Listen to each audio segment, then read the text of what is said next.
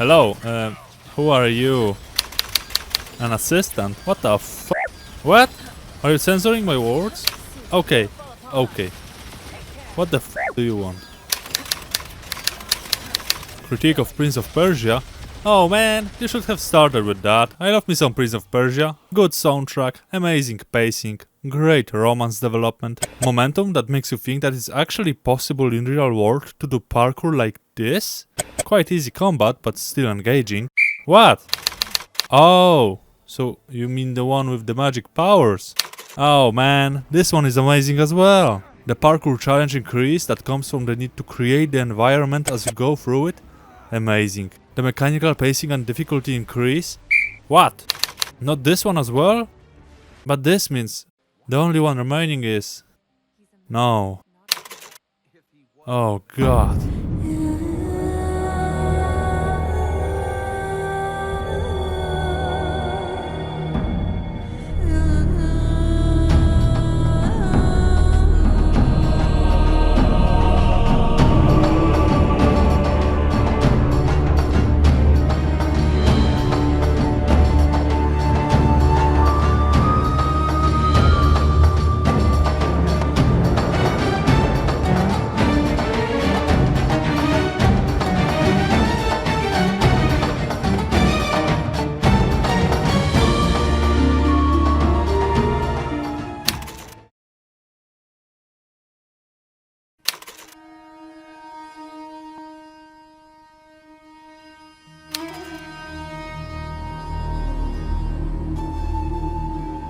Let's start this one with a little discussion about the no failure and that you can't die in this game.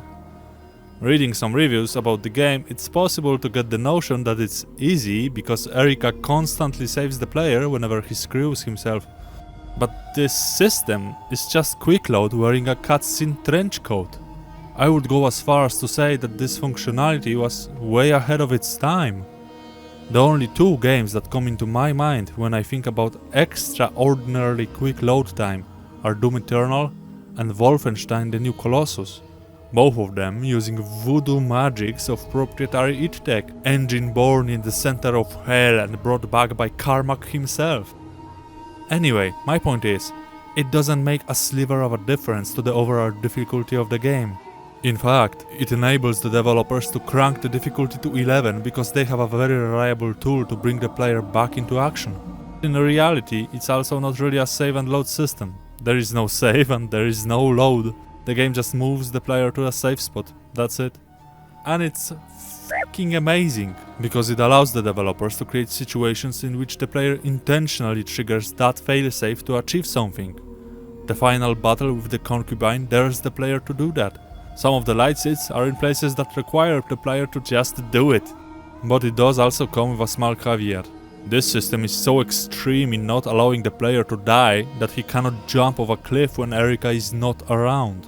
It's just not possible to input the action near a ledge. The character kills any momentum in order not to fall down. But this is a small part of the game I'm talking about here, nothing too important. Oh, yeah. On its own, it's a very good system. However, it got a lot of crap because of the completely separate issue of lackluster difficulty. Difficulty is a subjective topic, but to explain to you just how unchallenging this Prince of Persia entry is, all I have to talk about is this. A wall run jump, which is introduced within the first 15 minutes of the game, because out of all 13 environmental challenges that the player encounters throughout the playthrough, this is the hardest one in the game. Let me give you an objective explanation as to why that is. First, let's divide the challenges into two groups. Those that the player initiates himself, meaning he starts them by pressing the button required to do them, and those that the player has to time in the middle of an action. For instance, you need to time a double jump just like the wall run jump. Only 6 out of 13 challenges require the player to time his input to pass them. Jumping from a wall is among those 6. Throughout the game, the reaction time doesn't really matter because the player always sees the incoming challenge from a mile, so I leave the reaction time. However, to separate the harder challenges, I can still look at the timing windows. And holy shit, those are almost as wide as your mother. Do you know just how much space the player has to input the double jump? This is the beginning of the window, and around here is the end. It is an entire second to press a single button.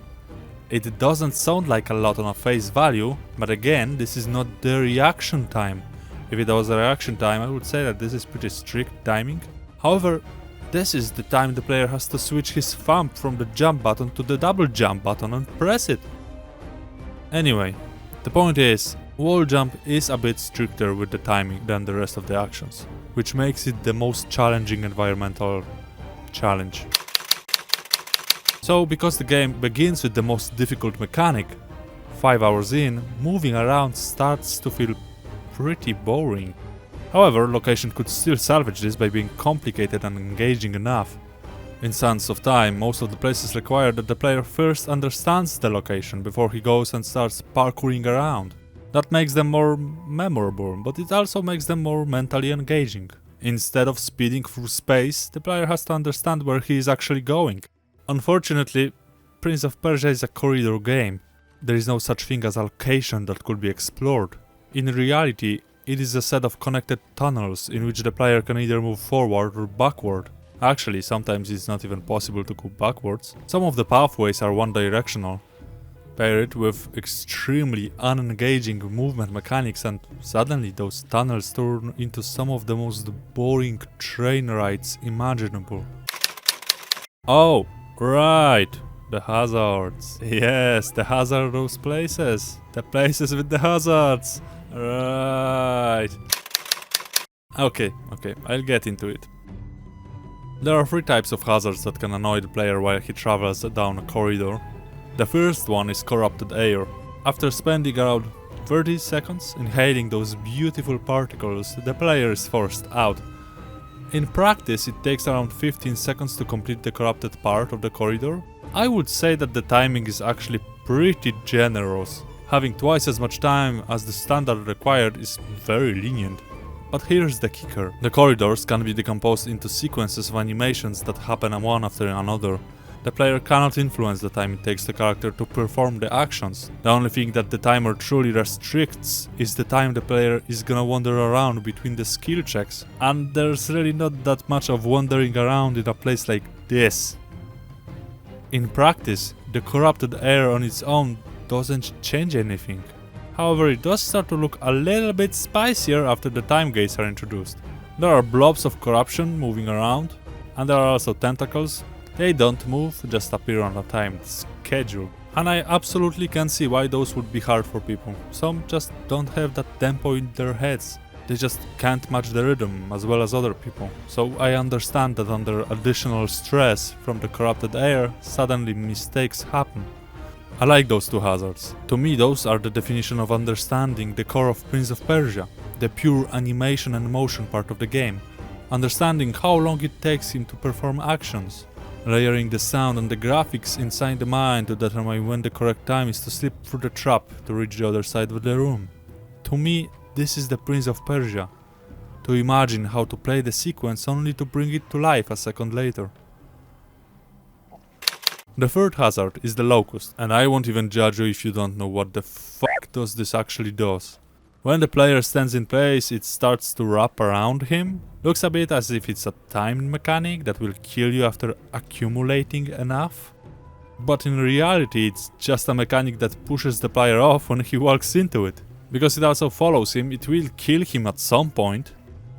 But also, since it follows the player, once it appears, he cannot turn around. He must continue forward. So even more tunnels and one-way tickets. Anyway, this one is basically the corrupted air with a different skin. Aside from the fact that player can't move backwards because of it. If he stands in place, it takes around 15 seconds for the locust to kill him. But it resets as soon as he moves, so it really becomes just a flying don't turn around sign. I would really love those hazards to turn the difficulty up substantially. However, they work only if it takes you 15 seconds to find the appropriate button. They just don't work. They don't do anything. But I can explain. Yes, I died a lot despite the fact that the game is not very challenging, but I don't believe it's a testament to the game's difficulty. Rather, it showcases other problems with the game. Have you ever played something so slow that you started to fail in it because you just couldn't focus on the game? Like playing a way too easy Osu song. I started to fail sequences just because I couldn't focus on them. There's almost nothing to do during them. Some of them require me to press a button every 2 seconds. That's how often the player has to do something in them. This minigame? It's a Subway Surfer, but there's barely anything to do. Actually, Subway Surfers was released 4 years after the Prince of Persia, so it's not a fair comparison. Let's go with something a bit more ancient. Oh, I know. Let's go with Hugo. A television game which people had to play with like 10 seconds of input delay, and it was still on par with this game in terms of challenge. And it was played with massive delay over a phone line. But this? Oh shit, I'm sorry. That's me. I'm sharing memes with friends. Is the ride over? Let's move on before I fall asleep here. Let's talk about controls. I want to talk how happy I am that this weird way of creating icons didn't spread any further. Because this is ass. I hate those.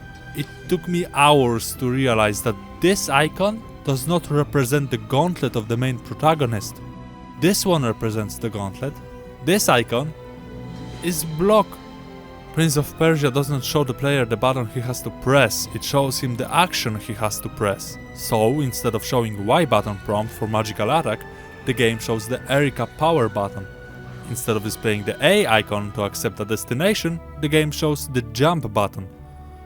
It's confusing. Reacting to those prompts became very hard, not because reacting is hard, but because I'm not accustomed to those icons. Not only did I have to react to icons that I saw for the very first time in my life, I also had to distinguish between very poorly designed ones that look almost the same, making it extra hard to do it quickly. I personally dislike this kind of difficulty, because it's cheap. It's not a real difficulty, it's just confusion, which doesn't require me to develop interesting mechanical skills. I just have to learn a new icon and how to react to it.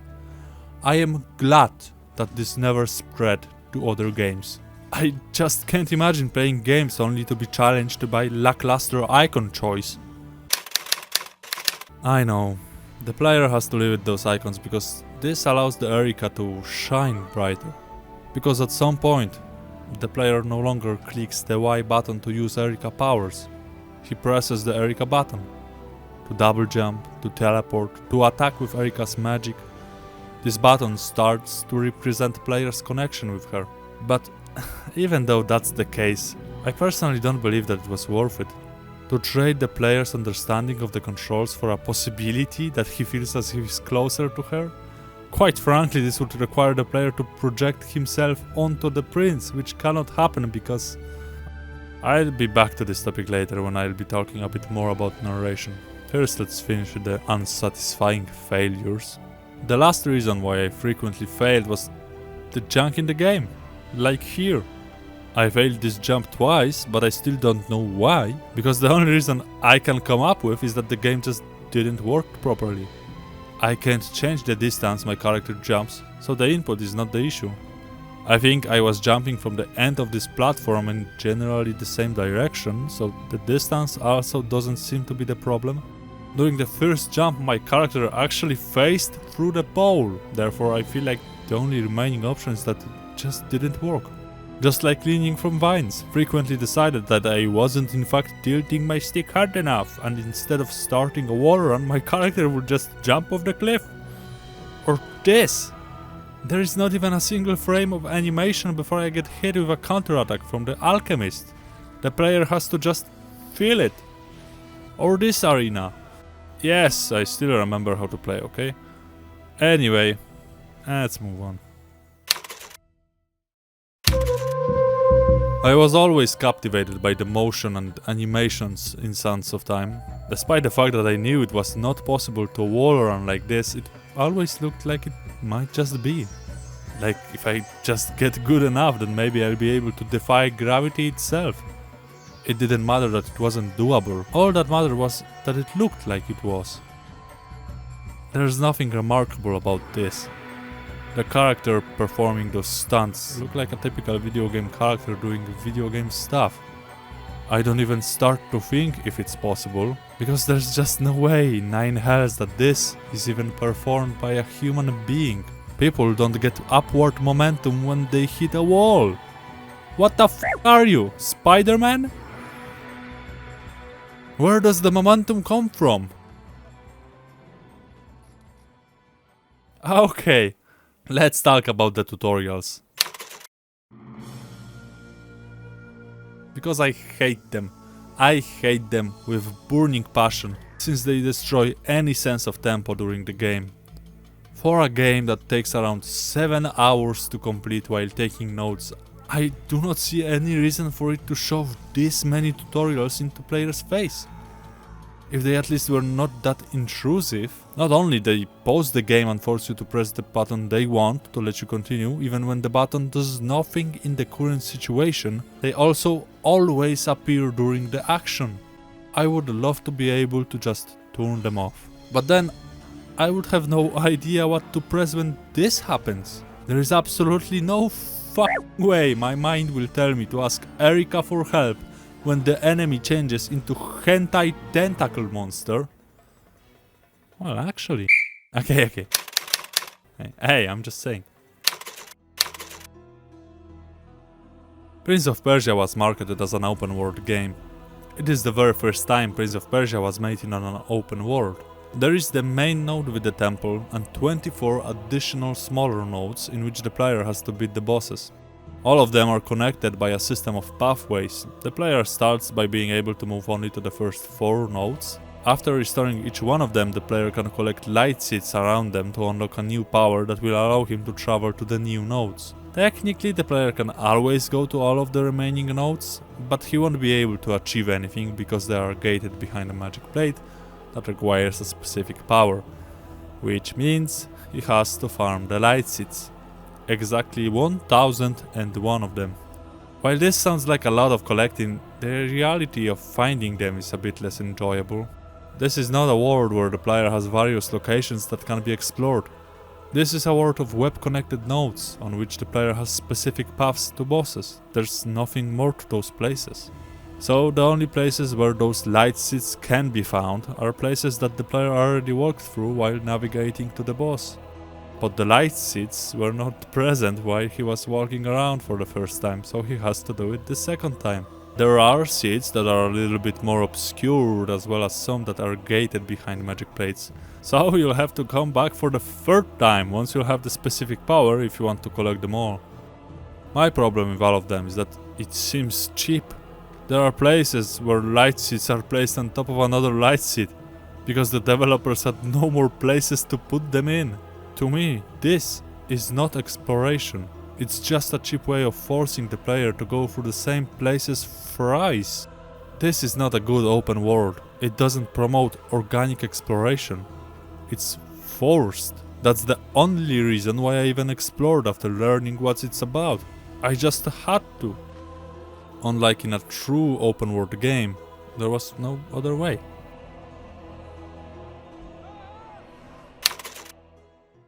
Despite the fact that the game is made entirely of corridors, I still had an unfathomable amount of problems navigating it. I was unable to tell which way will lead me where without asking Erika for directions. It's mostly because of how closed off the nodes are. The player cannot see other nodes while he looks around. There are no special features of the level design that points him in the direction he wants to go. There are things like big models, but the player doesn't select the places he wants to explore based on the appeal or his curiosity. He selects them on the minimap. The models don't translate well onto the minimap. It's not possible to determine which of those blimps is the one that is actually available. It doesn't matter what looks the nicest and calls the loudest, because the special plates block the entrance to each of them.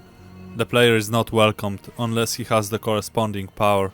Fortunately, it is the player's choice which power he unlocks when, so he does in fact have some say as to which places he will visit first. However, it's still just an UI selection. The player has no way of telling what those places are by looking at them from the distance. It wouldn't be too bad in my opinion for Prince of Persia to not have the greatest open world ever made. However, this formula also affects the narration.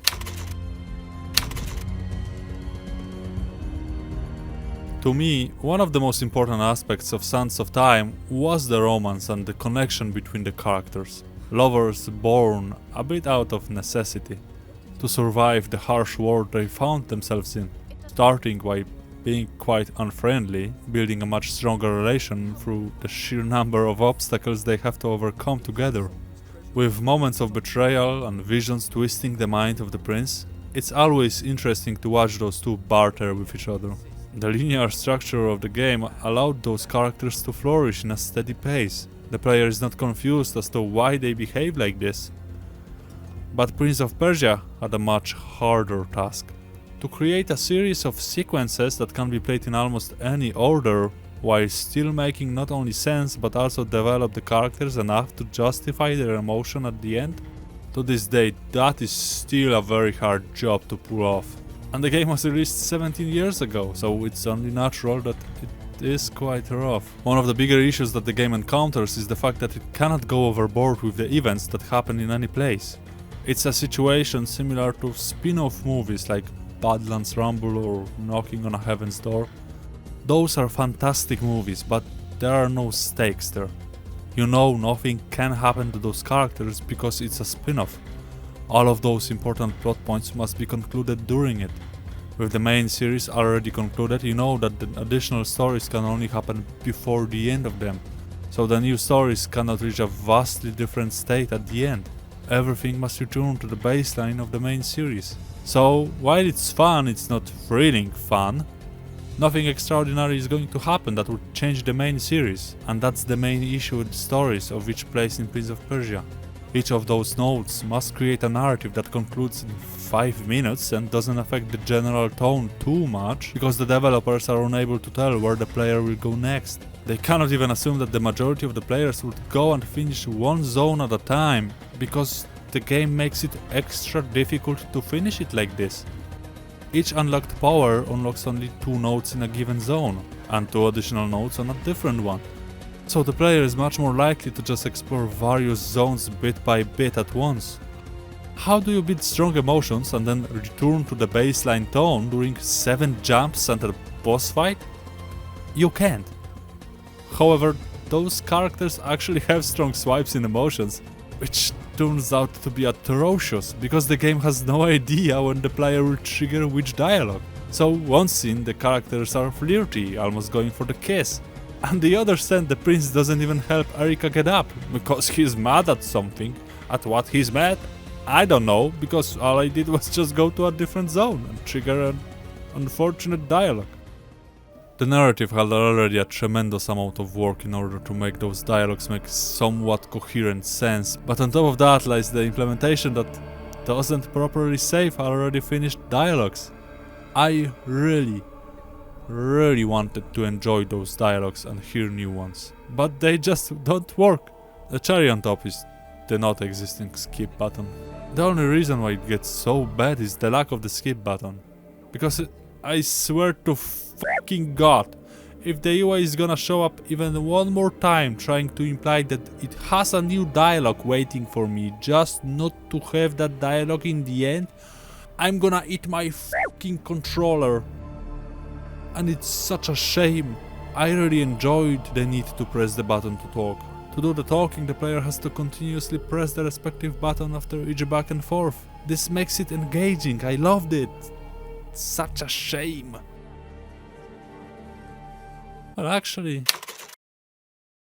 while I did kept saying Prince when I refer to this dude, then the reality is that I don't know who the fuck he is. I know some small things about him. He had a donkey, he even had a place he was headed towards, and that he was a grave robber, but I never really managed to catch his motives. I mean, I knew he really wanted to dip out of this place, but as to what his desires were, where was he headed before all of this happened? At which point he started to maybe feel something towards Erika? Was it here? Maybe here? Maybe here?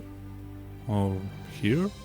Like I mentioned before, the game already struggles with developing the characters because of the open world nature, but those characters are quite bland even when they do a bit of talking. And the f***ing ending, holy shit! The whole game revolves around a temple in which Ahriman was imprisoned. Erika's father, the king, breaks the tree, causing the Ahriman minions to spread across the land. Our protagonists, wanting to fix the prison, set out on a journey to various places, restoring the land and killing the subordinates. During the journeys, we learn that Erika died before. Her father, incapable of accepting her fate, struck a deal with the corrupted god, bringing her back for exchange for the deity's freedom. The game ends with Erika sacrificing herself to lock the twisted avatar. But then, the epilogue happens. We set Ahriman free to bring Erika back to life again. We sacrifice everything we have done during the game. The first issue is the possibility of having the second ending. It creeps into the mind this chance of doing something differently. What if the player just accepts the Erika's death, finds a way out and never nothing? He can't even leave the location. Well, what if he collects all of the lights? Nothing. Nothing happens when the player finishes the game with enough light seeds to just stuff Ahriman like a Thanksgiving turkey. Nothing changes, because there never was a different ending. This is the ending. It was never the player's choice to do something differently. It was always the plot of the game. The moment the prince angrily pushes himself away from the stone slab is the moment this doesn't become the player's choice. This simple action speaks volume as to who makes this decision. Additionally, I don't believe in the just turn off the game ending. That's not the way to create media. Just because I don't witness it happening doesn't mean it's canon. To me, this kind of tricks, they have to be interactive. Like deciding to leave Pascal in Nier Automata. You, the player, have the choice to make. Abandoning the media is not a choice. The interactivity of the media demands that this choice exists in the game space, not just in your mind. Because if it's just in my mind, then for all that I care, both of those characters survived and are well off into the sunset. There is a DLC that covers a bit of the story afterwards, but the main game hasn't captured me enough and I decided to skip it. I really am happy that those weird controls haven't taken over. But it saddens me that the game with such potential falls flat. A couple of different decisions away lies a game that could be an astonishing title, with engaging mechanics, captivating development of characters and joy to play. Anyway, do you agree? Do you disagree? Let me know what you think in the comments below. Thanks for watching. And if you haven't played the game and want to try it out for yourself to create your own opinion, you can find the link in the description. Good luck, and have fun. Wait, where did you take the number of my deaths from? Oh, mother f***.